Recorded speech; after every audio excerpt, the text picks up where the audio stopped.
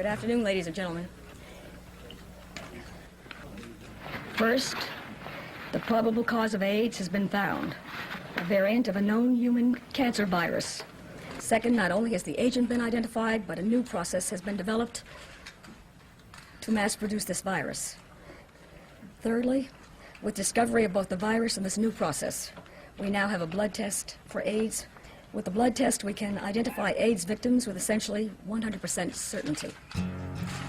Thank you, Secretary.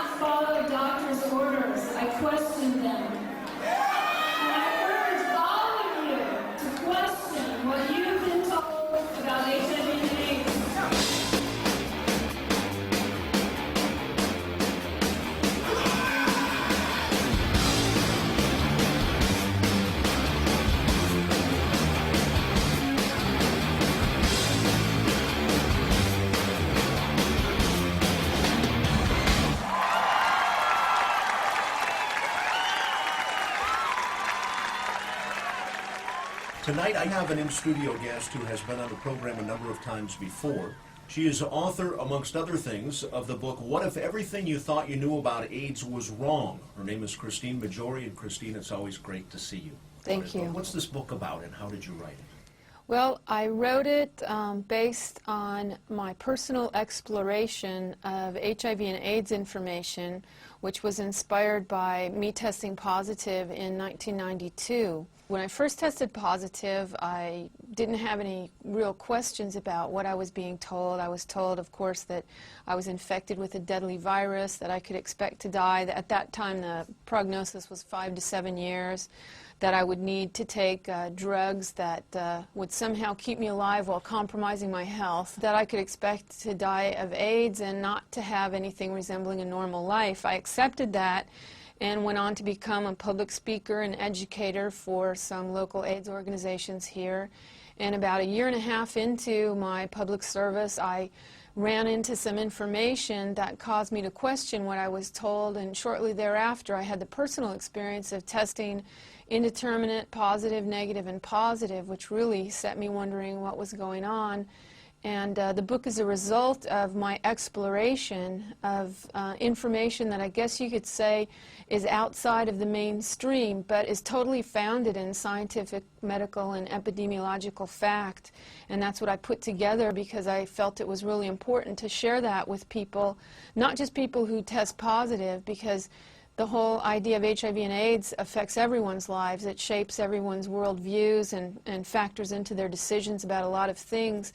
So it's kind of a book for everyone, but most especially for people who've tested positive, to give them a chance to learn what I refer to as the other side of AIDS information, and to possibly do what I do, which is to live healthy, medication-free, a normal existence with good health and a beautiful family, and, you know, good things coming my way.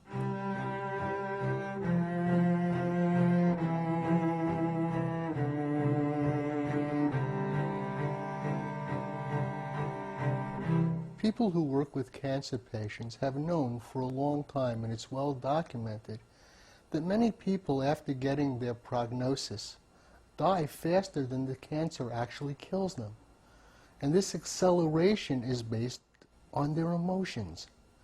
And when a person is told they're HIV positive, what I see happening is, I invented a term to describe it, the AIDS zone. And to me, the AIDS zone is a collection of very toxic emotional states. And these emotional states are both intense and chronic.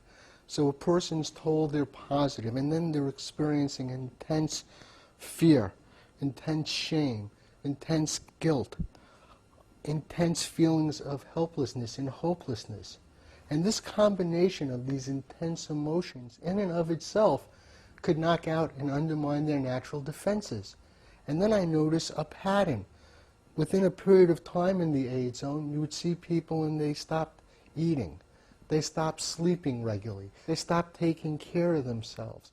And you began to notice that there was this pattern emerging where getting sick and dying was the only thing they could think of. Once you are tested, you are programmed to think any disease that you get, you're going to die, you know. And if someone just coughed, we used to joke and say it's AIDS, you know. At one time in January 1993, so many of my friends were getting sick and some dying that I actually left the place and came to South Africa to sort of get away from that environment, which was like everybody's expecting that you must die. I went and got drunk several times. I cried. I had to force myself to tell a friend. I thought it was over. I was, in my mind, prepared for death and disease and no love, never being touched or kissed again, just becoming a horrible, walking, dead person. I mean, it couldn't be spread. It had to be contained within me and not go on beyond me. And there was a lot, there was a lot of ostracizing of me because of that. Well, we were so careful. We had to maintain the family integrity, which meant that both Paul and I, her husband and I, had to survive.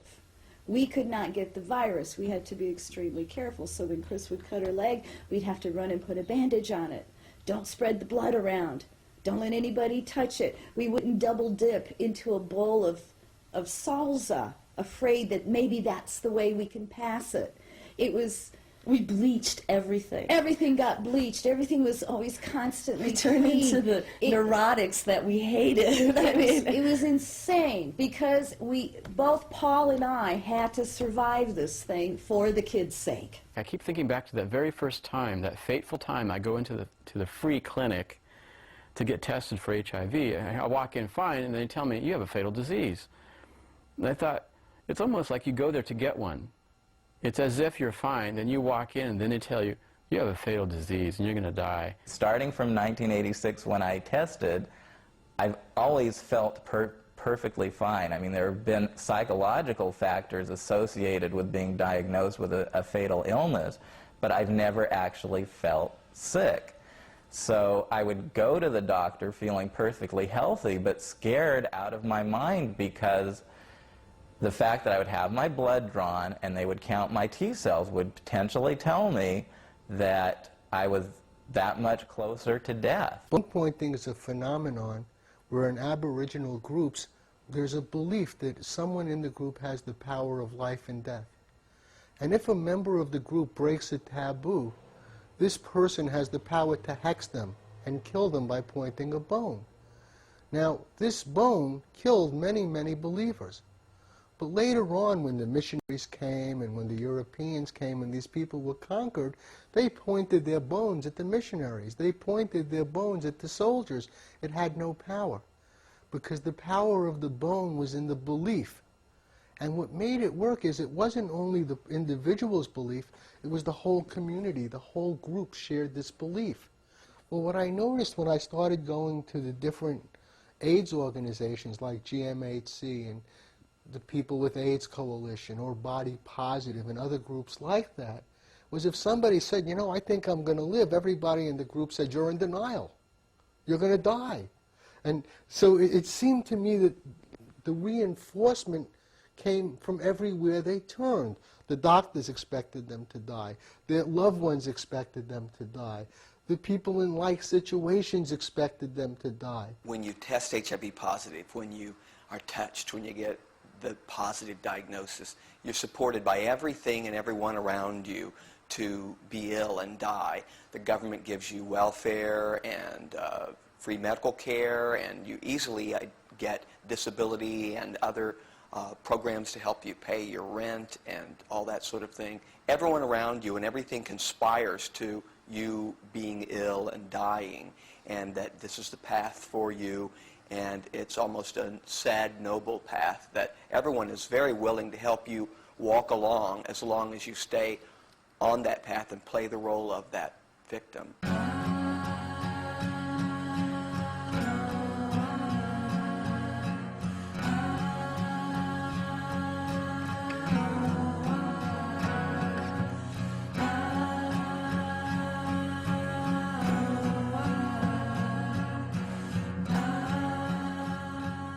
It was easier on the other side.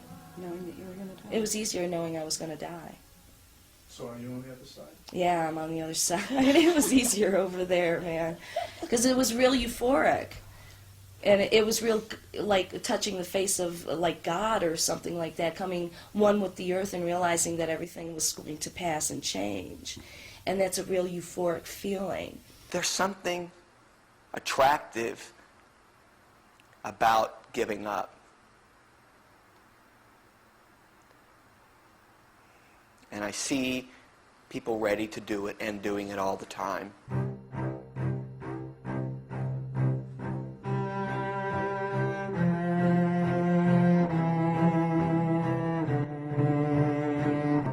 Let's just talk for a moment about testing. What are your thoughts on someone going out and getting a quote-unquote AIDS test? Really, when we say it's an AIDS test, that's a misnomer. It's not a test for AIDS at all.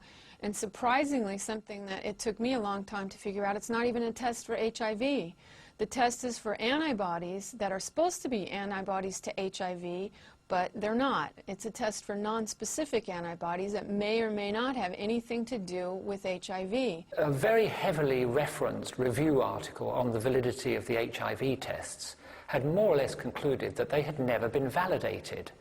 At the time, I didn't quite realize that one of the implications in this article was that HIV itself had never properly been isolated. It was so difficult to isolate and obtain that that was the reason why the HIV tests had never been validated, because to validate a diagnostic test according to the classical decent standards, you need to show that patients who test positive with your antibody kit have got the virus in them, and patients who don't test positive are free of the virus. Broadly, that would be how you would establish its validity. And that had never been done, because you can't find this virus in AIDS patients or in HIV-positive patients. HIV, first of all, nobody's ever found it in a human being. Think of it. The so-called HIV tests do not detect HIV in a person. They detect your antibodies that react to some proteins that are produced at Abbott Laboratory. They do not find HIV in the person. They find a person's functioning immune system that could react against HIV if it were there. Millions of people take tests that are referred to as HIV tests. However, the idea that there is a laboratory test that can determine whether or not a person is infected with the virus is simply an illusion. The FDA has never approved a test kit that claims to be used for the purpose of diagnosing HIV infection. It is always possible to determine whether someone's infected with HIV. So you're able to just draw blood out of a person that you suspect is HIV positive and find HIV virus in their blood? Yes. Even if their HIV RNA is negative, meaning that they don't have any viruses floating in the blood, because the genetic material of the virus, when it's in the virus particle, is in the form of RNA. But even if someone doesn't have any viruses circulating in their blood, they still have cells infected with HIV. When the nucleic acid of the virus is actually in form of DNA and integrated into the host DNA inside the human cells. And by taking human white blood cells and looking for HIV DNA, we can determine whether the person is actually infected with the viral genetic material, even if they don't have any viruses floating around in the blood. Does that make sense? The ultimate test that the establishment offers is what's called a co-culture technique, where you take a sample of the individual's blood cells, white blood cells. You cannot find HIV now in this sample. All you have are these blood cells. But then you culture these cells with some special cells that Robert Gallo generated some years ago. You have to throw in some powerful chemicals, phytohemagglutinin or IL-2, for example, to force these cells to do anything. The idea is to wake up the patient cells to start producing RNA, and then this RNA will be coated in a protein, and possibly then there will be viral particles produced in the medium. These viral particles now will go infect the other cells that you added, and then you will amplify by a period of time the replication of these viral particles in the laboratory, what we call in vitro. Now, these particles did not exist in the patient, in the human being, the person that you got the sample from. You created them in the laboratory. And by creating these virus particles in the laboratory, people say they have isolated HIV from a human being. They have not done any such thing. Nobody was looking at the blood of an AIDS patient and finding it crawling with some new organism and said, hey, this is this virus that we call HIV now. Is there a test that can definitively tell you if you're infected with virus? With the virus, sure. What is that test? Well, the test is to do the ELISA test, which really demonstrates, and in essence it's a surrogate also because it represents antibody production to the virus. But they have demonstrated the virus. They've had crystalline models of the virus. HIV exists.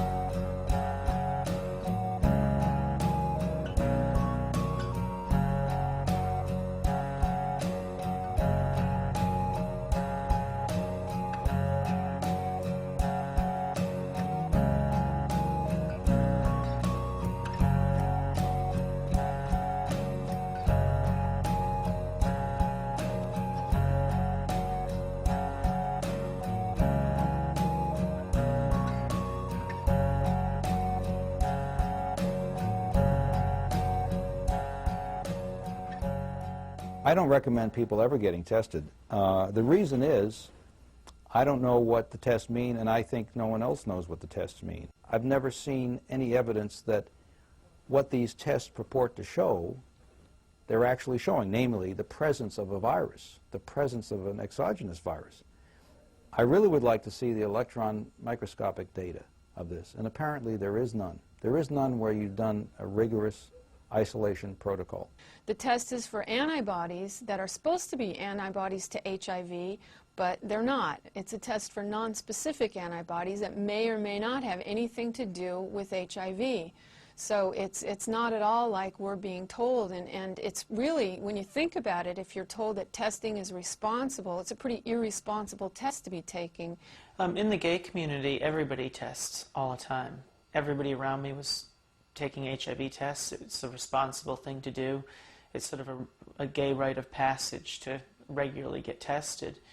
You know, and consequently many people around me tested positive.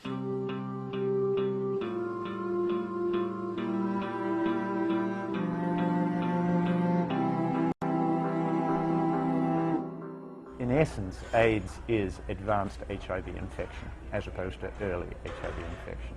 AIDS is when you're ill, and HIV infection without AIDS is when you're heading towards being ill but you're not ill. I always assumed that if you had AIDS, as opposed to being just HIV positive, that you were very sick, that you had pneumonia or KS or chronic diarrhea or something. That changed for me when I myself was diagnosed with AIDS. And I was diagnosed not because of an illness, not because I was sick or that my immune system didn't seem to be working, but because my CD4 count had dropped below 200, which according to the CDC definition is what defines AIDS, an HIV-positive test and a CD4 count of less than 200. In 1993, in this country, we adopted a definition that caused the number of AIDS cases to double overnight. And part of that reason was, for the first time, we began counting people as AIDS victims who were not ill and who did not have any symptoms. They had a low T-cell count. And that's only one low T-cell count. And T-cells are something that can fluctuate 100% in a given day. So based on a low T-cell count, that year, the number of AIDS cases doubled overnight, and with that definition, there have been 182,000 Americans who are not ill, diagnosed with AIDS, who would not have AIDS if they moved to Canada, because in Canada, they don't recognize that T-cell definition as a criteria for having an AIDS diagnosis. Most people consider it blasphemous when you point out that AIDS is not a disease. It's a syndrome. It's a collection of diseases. And those diseases get called AIDS if they occur in a patient that the doctor somehow concludes is HIV positive. All of the diseases in the category called AIDS occur to people who are HIV negative. None of them are exclusive to people who test HIV positive, and all of them have causes and treatments that are known, well known, they're completely unrelated to HIV. So any of these diseases, when they happen to somebody who tests HIV negative, are called by their old name, but when they occur in someone who tests HIV positive, then they're called AIDS. All kinds of diseases started coming into the AIDS family faster than anyone should have been comfortable with, really. To go from 2 or 3 to go to 30 in a few years was like somebody should have said, hey, there's something wrong here, and it's got to be financial. Things don't happen that fast in science. You don't suddenly notice that one new organism is causing every problem. I mean, it was a bizarre thing that happened. It really was. It didn't really have any precedence in terms of medicine before that, unless perhaps you could think of the possession by the devil stuff, right? You see, once you're possessed by the devil, anything that happens to you or anything you do is got to do with that, right? So it makes it easier for you to get tuberculosis, and it makes it easier for you to get uterine cancer. It makes it easier for you to get Candida albicans. And so all those things can now be called AIDS. Now, why would anybody do that? And why would any reasonable doctor start lumping together various symptoms into one pile and think, all this is caused by HIV? We have a test, but it's not a test for AIDS. And it's called an HIV test, but it's not a test for HIV. And we have a series of problems that we are calling AIDS, but that doesn't elevate AIDS into a disease. I don't know if you read magazines lately, there's a lot of ads for pharmaceutical drugs lately. These pharmaceutical companies are marketing more and more direct to consumers and encouraging you to ask your doctor for the remedy of the day. And I noticed that there's a lot of these syndromes popping up, like social anxiety disorder or SAD. I mean, you can make a syndrome out of anything you want, basically, and then find medicines to sell to make people better from it. And AIDS is not that, ludicrously simple, but it is, in a sense, just as constructed. It's a construct. It's a category of other problems some of which were occurring in greater numbers in a very small subset of people here in the U.S. and other parts of the world, that became, due to the social political climate with regard to sex, death, homosexuality, and drug use, it became elevated into this medical phenomenon that has become untouchable and sacred almost.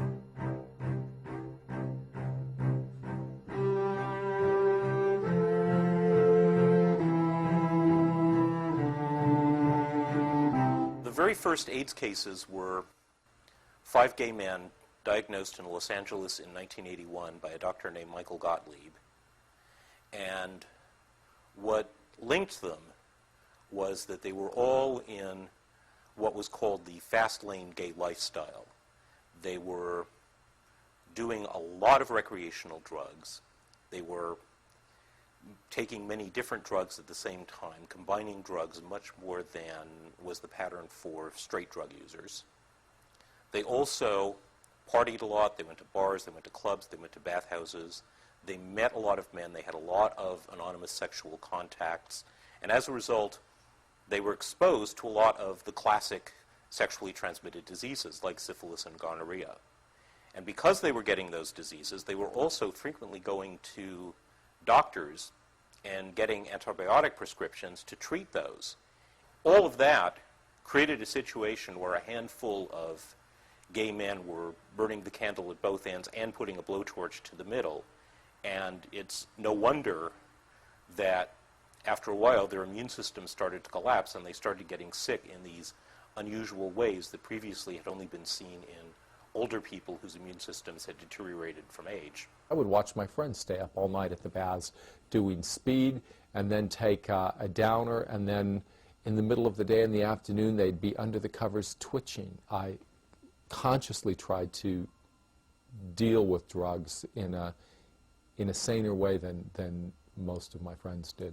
There was a ton of poppers. They were everywhere. You would walk into a gay bar, and on the dance floor, it was not unusual to see every probably third person holding a little bottle up to their nose, and you could just smell it everywhere. Poppers is a slang term for amyl and butyl nitrite inhalants. Their legitimate medical function is as an emergency heart disease treatment, to give someone to dilate their blood vessels so they don't have a heart attack. What they were used for in the gay community is both the physiological effect of dilating the rectum so that receiving anal sex is easier and less painful, and also there was a tremendous psychological high about them. John Reschi, in his book The Sexual Outlaw, describes the effect of poppers in a crowded environment as the room exploded in sex. They became a mainstay of the gay social scene in the late 1970s, were commonly used by large numbers of people in gay clubs and in the bathhouses. And their risk is that they're actually chemically quite similar to drugs given when doctors want to suppress the immune system, i.e. to transplant patients. The chemistry is rather similar, so it's not at all surprising that people who took these drugs quite often would develop immune suppression. So the drugs became something that you did together with a group of friends before going out. It became part of the way that our social lives were starting to be structured. It was a blast. I remember living in Miami and flying to New York for parties at the Saint and going. This was a club that was really set up for gay men, and you would arrive and the music would just be pulsating, and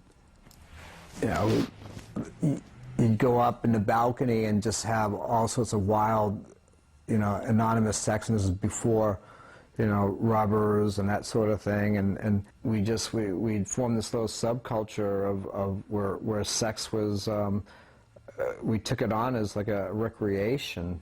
I was treated for gonorrhea, I bet 5 times, chlamydia maybe twice, syphilis once, anal warts, let's see, what else? Crabs, like you wouldn't believe. Those bathhouses had crabs. Well, think about it. With gay men, the problem is even worse than with heterosexuals because of anal sex. The organisms that are spread through anal sex live outside the body for long periods of time. And if you've got everybody having 200 or so partners per year, what you created is a situation that's very similar to third world countries, where the water is contaminated by feces. And so we're having this in San Francisco and New York, in many gay urban areas. We have third world-like conditions. Dysentery was endemic in San Francisco right before AIDS hit. There were epidemics of dysentery, both in San Francisco and New York. I remember a number of friends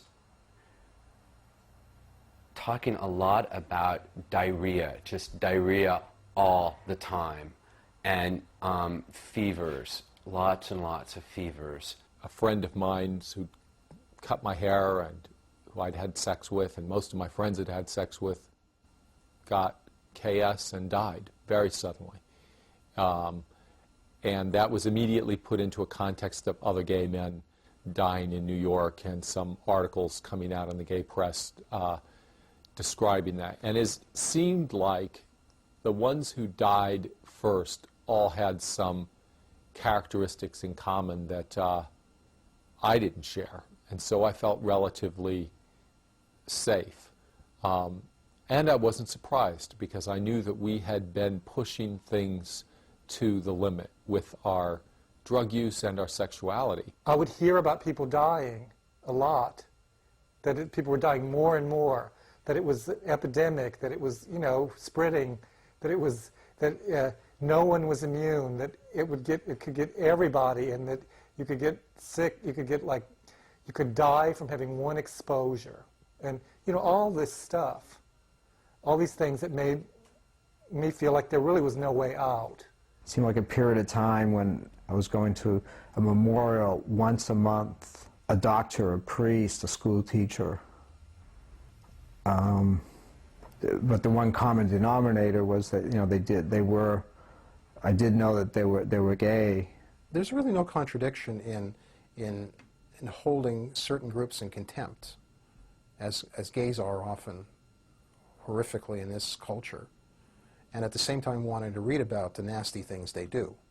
This became big news. And this also was news that could affect everyone else. In other words, they were starting it. These gay men were starting something that came out of the box, and it could spread throughout the culture. Now that was pushed on pretty strongly. Heterosexual AIDS became an issue that led to funding for AIDS research. I remember reading in the Wall Street Journal in 1996 a May 1st front page article. I couldn't believe it.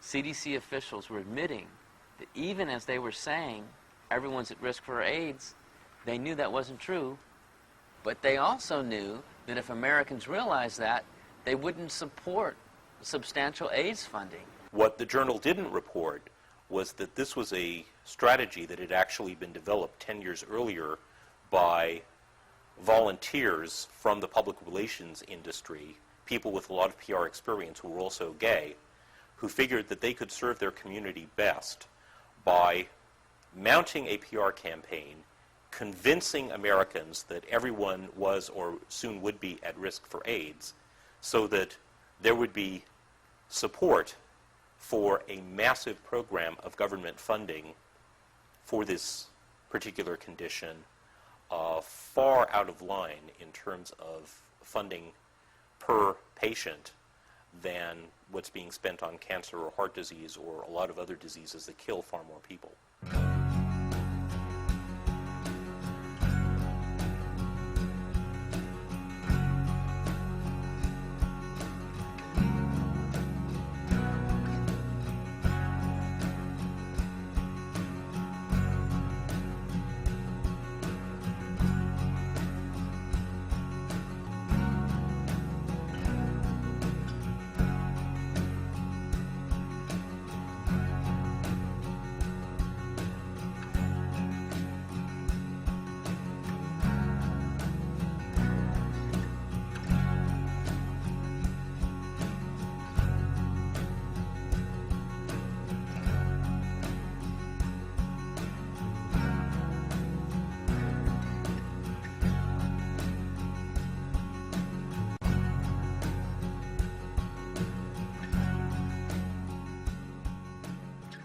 people that say that HIV is not the cause of AIDS are practicing supreme denial.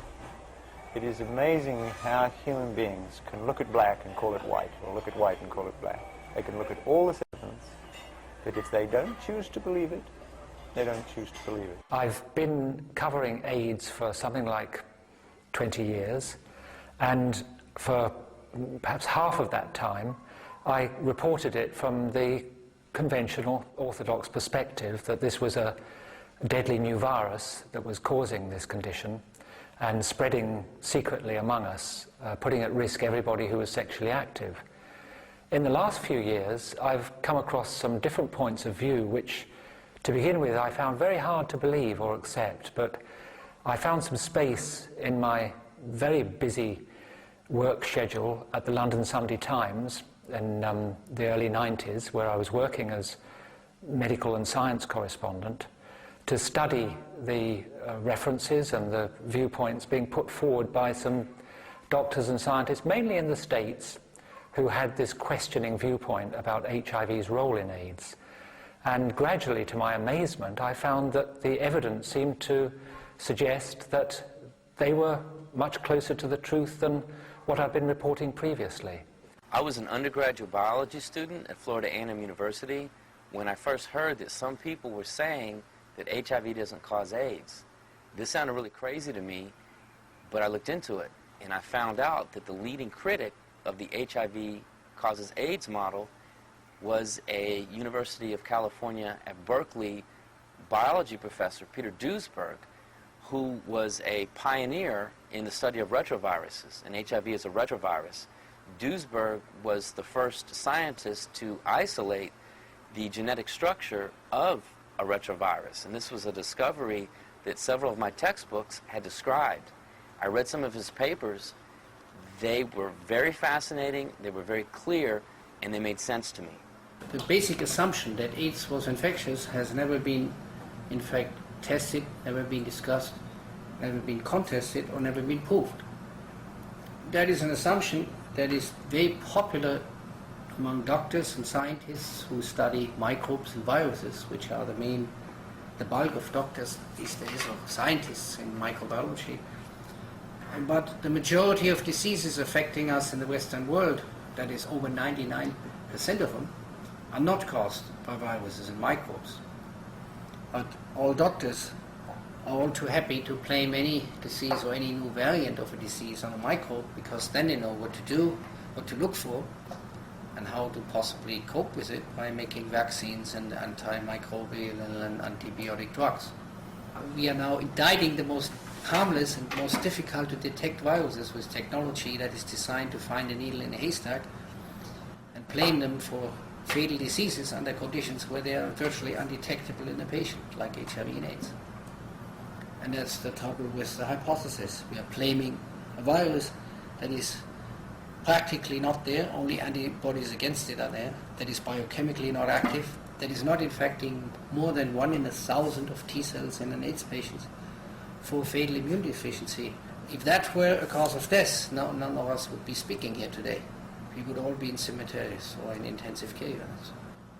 Dr. Kerry Mullis, who invented the polymerase chain reaction, gives this in '83, I believe, and he got the Nobel Prize in 1993, gives this little story that he was hired to do PCR for an HIV project for a private company, and he wrote as the first sentence of his paper, HIV is the probable cause of AIDS. And he said he turned to a virologist and said, what's the reference for that? And the virologist said, you don't need it.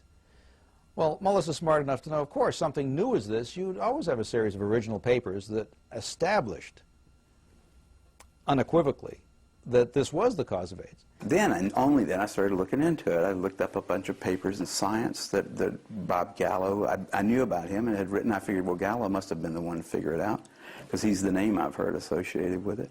I looked at his papers, and I didn't find anything in there that actually showed me that there was a fact now in science called HIV is the cause of AIDS, or even the probable cause of AIDS, which is all I would have expected, the probable cause of AIDS. Highly probable, because they were attacking the whole problem by then as though it were certainly the cause. So I'd expect it to be highly probable, but I couldn't find anything that said it was remotely probable even. It was possible, but it wasn't probable. And so therefore, it wasn't even close to what you'd call a fact. Well, I call these the AIDS axioms. AIDS is contagious, AIDS is sexually transmitted, AIDS is caused by HIV, and that the anti-HIV drugs promote health and well-being. The reason I call these axioms is because they're assumed to be true. These four statements are assumed to be true. You cannot find the evidence in the scientific literature that shows that these AIDS axioms are indeed true. Many human beings are not rational. They don't operate on logic. They operate on emotions. And that's exactly what those people are doing. They don't want to believe it, so it's not the case. But unfortunately, they are completely 100% wrong. There is no doubt that HIV causes AIDS. The scientific evidence is absolutely overwhelming. But if you choose to ignore it, of course, you can ignore it.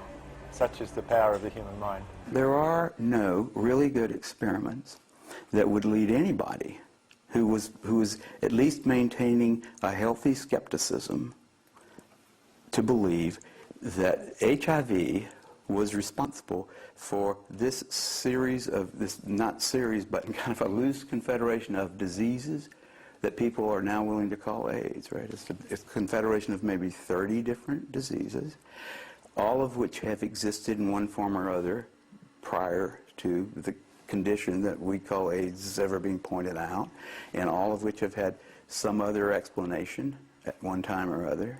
You know, to say that all 30 of those are somehow caused, in at least some cases, called AIDS cases, by a virus called HIV, I think I haven't seen any evidence for that. I haven't even seen anybody trying to bring evidence forth for that. And he said he's been looking for that since, I guess, the late 80s, and he hasn't ever been able to find anyone that can give him a paper that showed, number one, isolation of HIV, rigorous formal isolation of HIV, and secondly, using Koch's postulates, demonstrating that HIV is a causal microorganism. Where is the original paper that isolated HIV so that nothing else was present, and they actually could go and find what the proteins were and the nucleic acids were? I think you won't find that paper because it hasn't been published yet. I mean, I understand there are a lot of people, if you ask them about HIV causing AIDS as being a fact, they'll say, of course, it's indisputable. And the very fact that they will say it's indisputable might lead you to question their ability to understand scientific method. People that think any scientific fact is indisputable don't understand about scientific facts.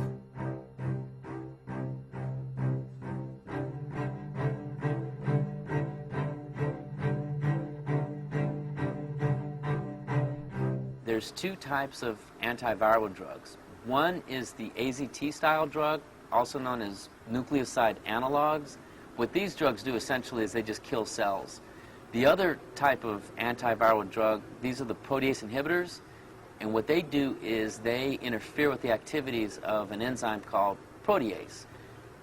Viruses, some viruses have proteases, but so do healthy human cells. Either style of drug, you give it to a human, and you either kill or harm healthy cells. The most severe side effect from HIV drugs, of course, like with any, would be death. But thankfully, we see it very rarely. Most of the antiretroviral drugs are very safe, and the most they cause patients is inconvenience with non-serious side effects such as nausea or diarrhea or bloating or gas. Irritating things, but not serious and not life-threatening. Are you taking antiretroviral treatments? Yes, I am. How is that? I don't know. It's still early. It's still too early to really tell. In terms of the positive effect that it's having? Yeah. What are the negative effects that it's having? Well, I lost a lot of weight, about 50 pounds, a lot of muscle mass, loss of appetite, nausea, lack of concentration, which are all like going away little by little. Sleeplessness. And this was all drug-induced, do you think? Yeah. It's like my stomach always feels full, and most of the time looks full. It sticks out, and I can't really. There's no amount of exercise or anything that will like hold it in. and there's a lot of bloating and a lot of gas and like diarrhea, episodes of diarrhea. I have friends that won't go out because they're on the drugs and because they might have diarrhea at any time, or they might start vomiting, or they might get nausea, or they got to stay home where the meds are, and they're like chained to this idea of the meds keeping them alive, but it's actually they're killing them. They're hurting their liver and kidneys and their hearts. Several of the people I know have died of AIDS, died of heart attacks. They call it complications from AIDS. It's complications from AIDS medicines. You can walk through West Hollywood and you can point out, you can see from the shrunken cheeks and the swollen bellies and the looks on people, you can see who's on the drugs. I looked at my face a couple of years ago, and I had this like gaunt look going on, and it became so pronounced that I would have a fold of skin here, and I noticed it, and it bothered me to the point where I went to consult with plastic surgeons as to. I didn't ask what was going on. Just at the time I thought it was. I was just aging really rapidly. The other thing that I think the drugs could cause is some facial atrophy. Here were the fat pads on the cheek waste away. I'm not sure if it's caused by the drug or if just by getting older, but I have a feeling that it's caused by the drug. We injected collagen, but then that was expensive, and then we did another procedure where we put some human tissue, which came from cadavers, and it would just try to straighten it out. And I have little bumps on my back, little tiny things, but there's another syndrome where it gets redistributed on the back, and that makes me think we don't know what the long-term effects are. I feel like a human guinea pig. And there's no question that these drugs have side effects. AZT was certainly not a panacea, but it's very clear that people, especially taking combination therapies, are doing well, and those are people who are taking the medications. From scientific meetings, from these conferences, from my personal contacts with people in the field, I can tell you that I've found no evidence anywhere that people live longer, better lives who take these anti-HIV drugs, these protease inhibitors, either alone or in cocktails, as compared to a similar group of HIV-positive people who do not take these drugs. So I do not know where the evidence is for the claims that you see in the New York Times or in the CNN or wherever you see it, that people are living longer, better lives as a consequence of taking these drugs. I'm not saying that drugs couldn't facilitate death or morbidity. I'm sure that can happen, and people have had horrible side effects from some of these drugs. But to assume that it is the drugs that are killing people and not AIDS, I think is again, it's just not, it's not been proven out. Infectious diseases are really very simple. It ain't rocket science. You've got a bug, you've got to poison the bug, it's destroying the body. So I think it's very, very unlikely that we'll successfully treat HIV without antiviral drugs.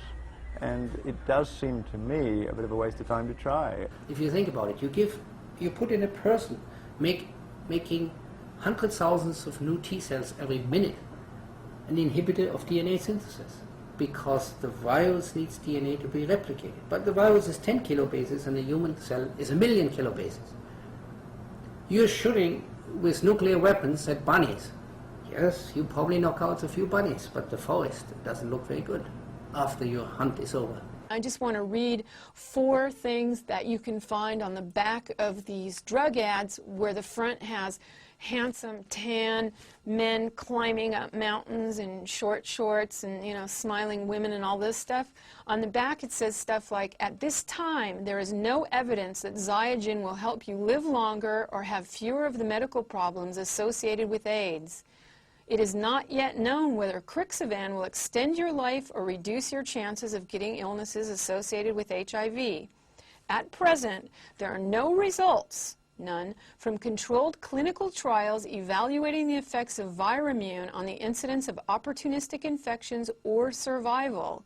And finally, there's one that simply says, there have been no clinical trials conducted with Combivir. If these drugs were showing health benefits, which has not appeared in the form of long-term controlled scientific studies published in the medical literature, the drug companies would be putting the good news on the front page instead of putting these disclaimers on the back page.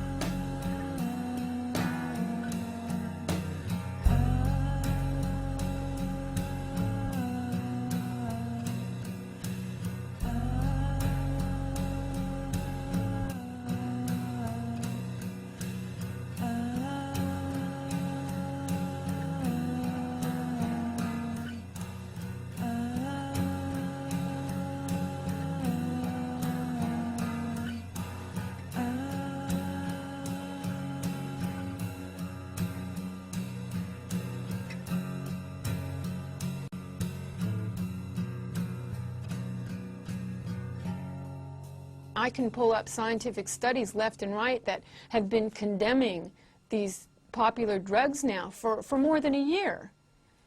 But by the time it filters down to the people who believe they need them, for many of them, it's too late. You know, you'll put up with this kind of stuff because you think that you've got to do it. You think you've got to take these drugs. I mean, because otherwise you're going to die. And so you'll limp around and you'll put up with the pins and needles in your feet, and you'll think, you know, that, oh, my belly's all bloated out, and it feels all like I'm, you know, like I've eaten 2 watermelons, but it's, you know, it's better than the alternative. And it's like, I don't know, you know, what is the alternative? Did you ever question what you were being told about your diagnosis?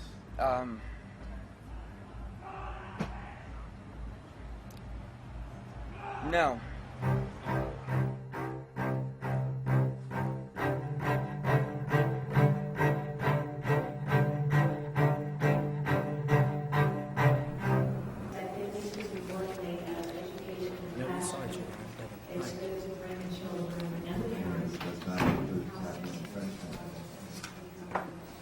Hey, I'm Christine Majori. I'm convinced it's wrong to encourage HIV testing and to administer death sentences to people who test positive. The HIV test is well documented to cross-react with numerous non-HIV antibodies that can be found in normal, healthy people. They read these as HIV antibodies and give a positive test result. Cold, the flu, flu shots, hepatitis, herpes, rheumatoid arthritis, other immunizations, and pregnancy can read as HIV positive on these tests. Pregnant women who test positive are told they have to take this, AZT, or abort. That's an actual AZT label. AZT is a chemotherapy. It's a known carcinogen and works by destroying DNA chains as they're forming in the body. It causes severe anemia, so severe people need blood transfusions. It causes muscle wasting, neuropathy, diarrhea, dementia, spontaneous abortion, fetal deformities, and lymphoma. As we meet here today, there are parents across the country who risk losing their children to state custody for their refusal to give their children AZT. Next week in Eugene, Oregon, the parents of an HIV-negative baby are being charged with negligence and intent to harm for objecting to orders to give their baby AZT. This baby's father is HIV negative, his sister is HIV negative, and he's HIV negative. But since his mother came up positive on an HIV antibody test, the state says that they must give this HIV negative baby AZT, and she cannot breastfeed him. This isn't public health policy, this is madness. Our pediatrician came to take a look at him, and she gave him a little checkout and said he looked great. He apparently was very healthy, and all his vitals were working right, and everything was good. He looked like a good, strong, healthy baby. But would we consider a visit from this infectious diseases pediatrician? She came by and looked at Felix and also agreed that he was a very healthy-looking baby, looked fine, but urged me to stop breastfeeding right away and to start the AZT treatment for him. That was really the best thing to do in this case. So we talked with her for a little while about why we had decided not to, and that, you know, we really had based our decision on a lot of research and a lot of soul searching and, you know, just kind of the basic information that we had about our own health and the health of my daughter and especially my health. She was just rather strident and informed me that she would be going to the ethics board of the hospital and would be consulting with the hospital's attorney. The petitioner from juvenile court walked in my room with a Eugene police officer, a police officer with the gun and the holster and their radio and the little book and the whole uniform and everything. Basically, I was told that, you know, I really needed to stop breastfeeding right away, and I really needed to start giving Felix AZT right away. And at this point, I was in a panic, and so, you know, I hit the buzzer, told the nurses to please come in now and bring the formula bottles and the bottles. And I would start it right then.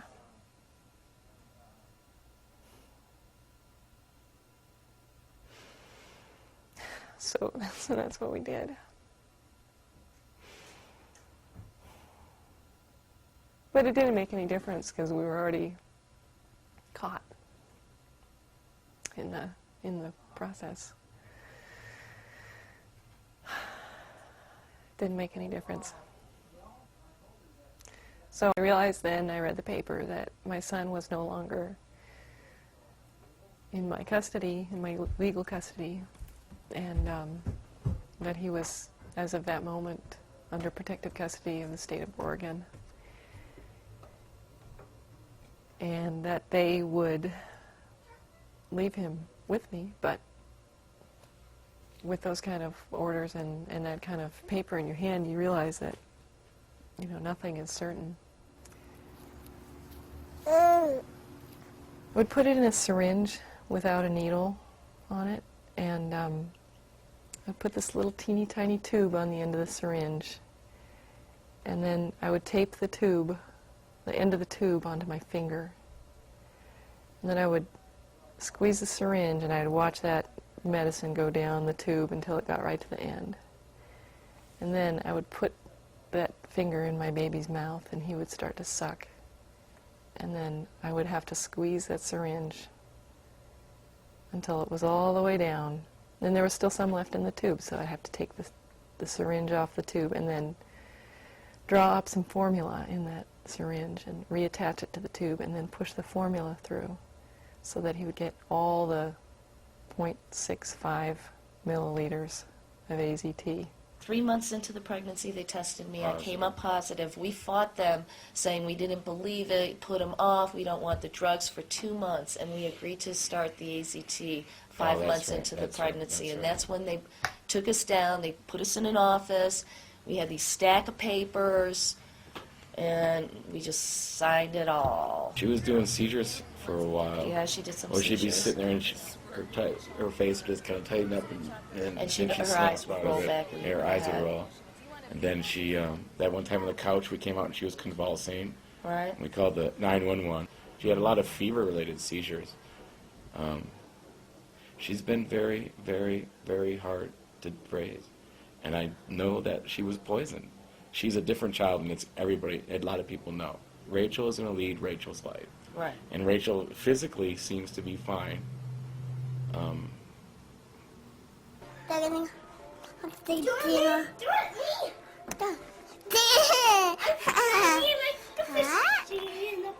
Who is that? She can't say 1, 2, 3. She can't say she can't count to 3, and she can't say A, B, C. And she can't say her name, and she can't tell you how old she is. And sometimes in her head, I mean, she wakes up in the middle, like, crying sometimes, and, like, in pain, just screaming, and it's hard to see what's going on with her, and it really hurts me. And I feel somewhat responsible because I let those doctors give her those drugs. And I don't think that Paul and I can really say that there's anything specifically wrong with her, because I don't She's think just anybody different. can really tell. Rachel's different. She's just different.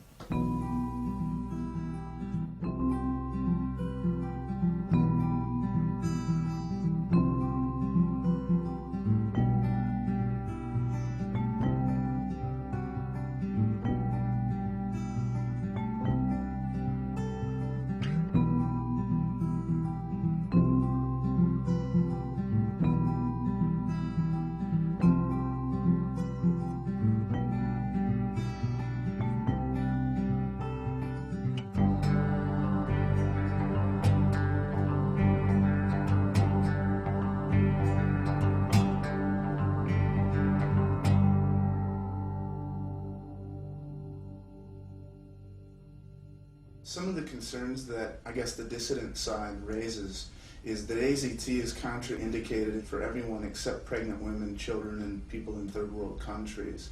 How does that work? What's your response to that? Well, that's an absolutely ridiculous position. It's totally false. We give AZT all the time to patients with HIV disease. In monotherapy? No, we don't use monotherapy ever. We use AZT as part of a combination regimen.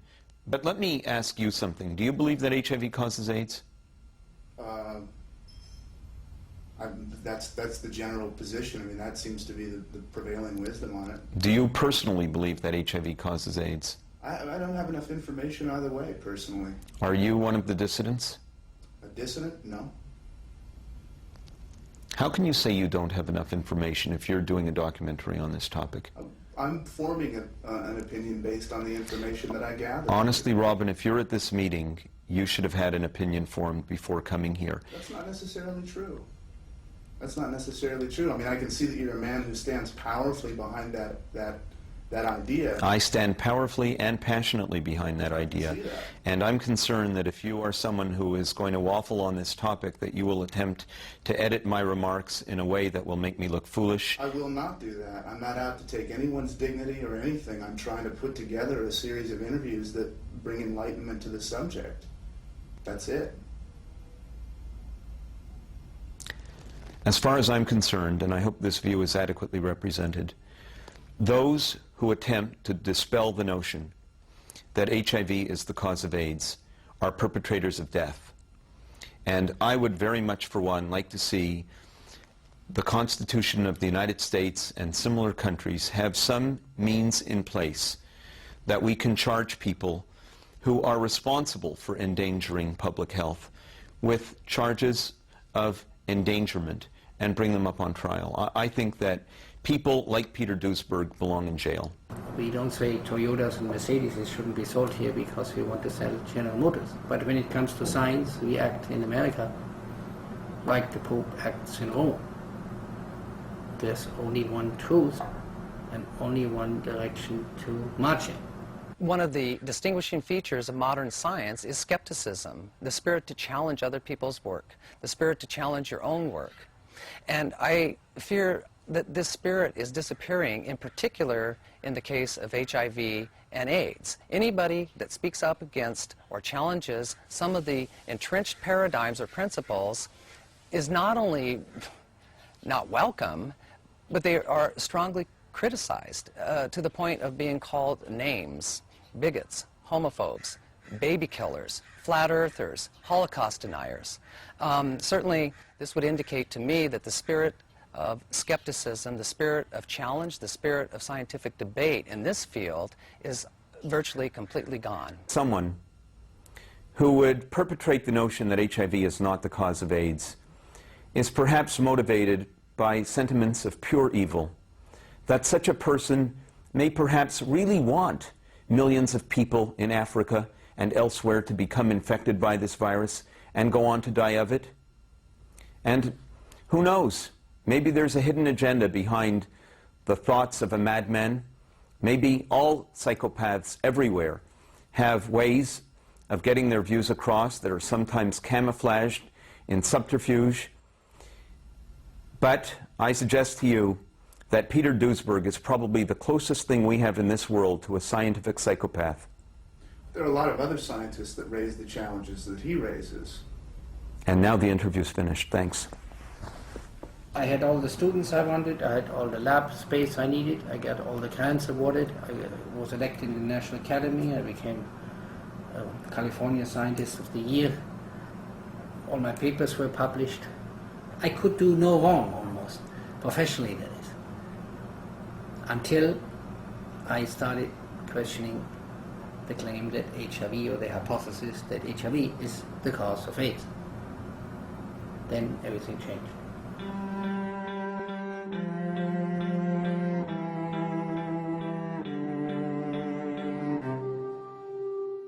The disease that is now known as malaria was thought up until the middle of the 19th century to be something caused by organisms in the air, hence the term malaria. I mean, the French thought that it was a disease of lethargy and of fever caused by being in tropical climates because there was something in the air. It was not till the middle of the 19th century that they discovered that malaria had nothing to do with the air, but it was caused by the bite of the Anopheles mosquito. That's the vector for malaria. So, you know, the causation for disease, the causation for illness, for a number of other natural phenomenon in astronomy and microbiology is always something that's open for robust and vigorous dispute and debate, and AIDS is no different. It has been something of a marvel to me how colleagues in the business, who normally would be the first to challenge blatantly exaggerated claims that come from organizations like UNAIDS and the WHO and some of these other major organizations, they're completely uncritically accepted and uncritically reported. And this is harmful because it's helped, every time these agencies feel that concern about AIDS is beginning to die away in the countries where it's a diminishing problem, they issue new reports with new projections and new exaggerated claims to try to keep the funds flowing and keep the concern there. And I can understand this from one perspective, that because they have the mindset that this is such a terrible epidemic, and because they've closed their minds to other ways of thinking, they feel that they're justified in doing this. But it's a dangerous way of behaving, and it's helped to distort the science and maintain some illusory aspects of this for much longer than need have been the case. I don't think most people got involved in it, really looked at it and said, I don't think this is really true, but I won't get into it anyhow. It wasn't like that. It was like they were never questioning it because it was the easy way to go.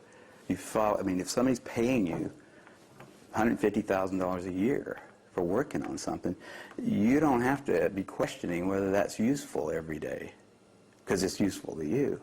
I mean, if you're trying to work your way up in IBM, you don't immediately go to the chairman of the company and say, does this company actually do what it says it does?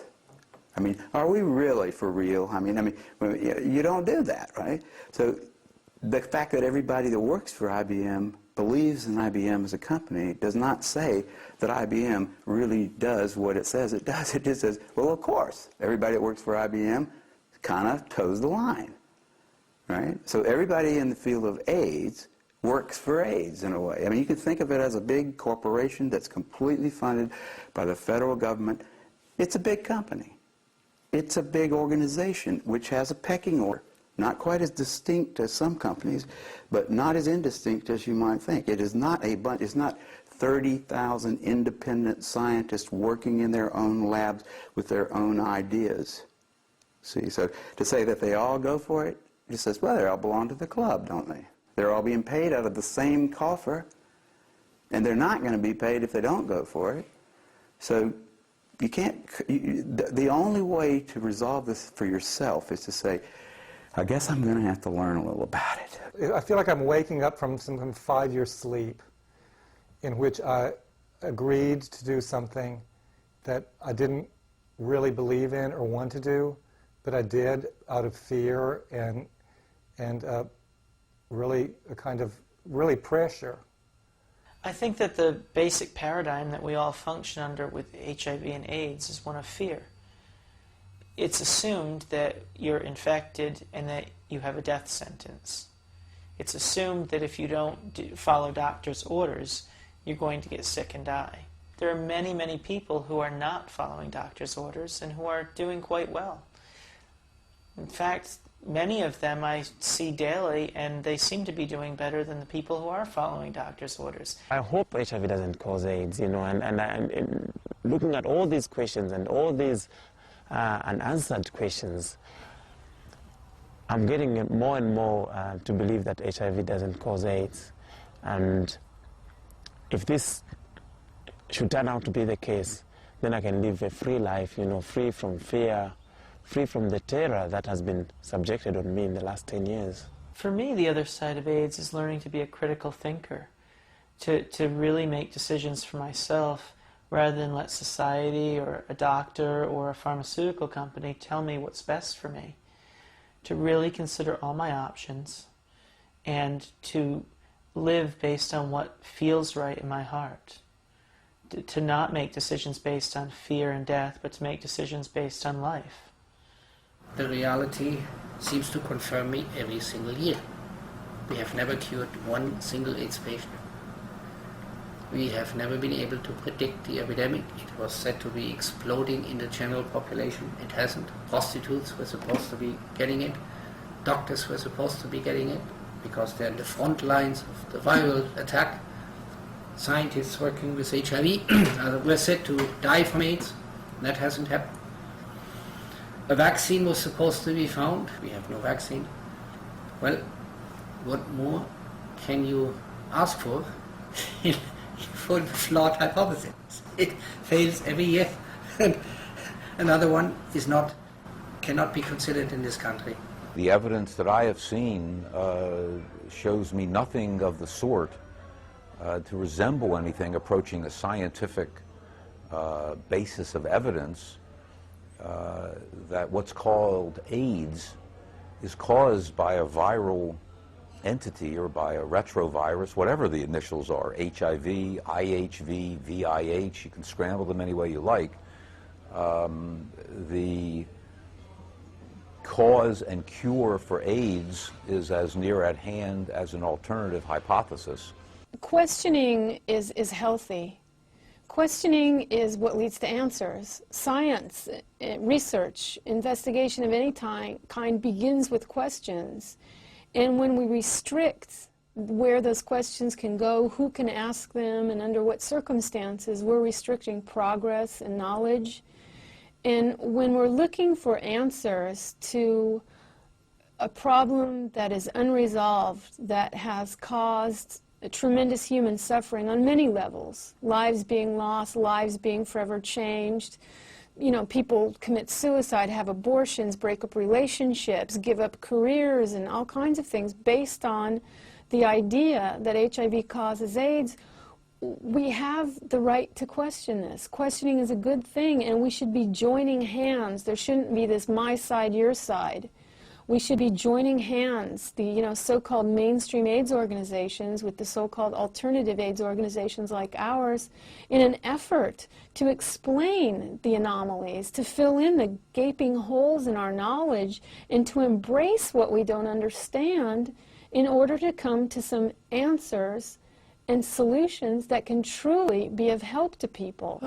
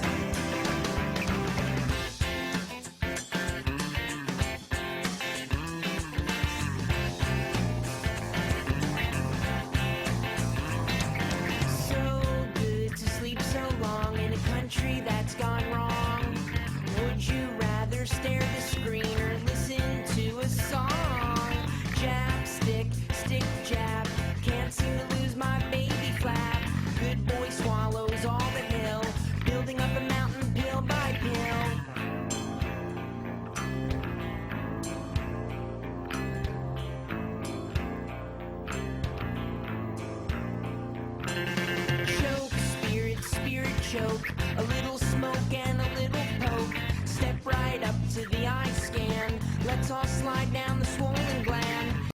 Living in the white man.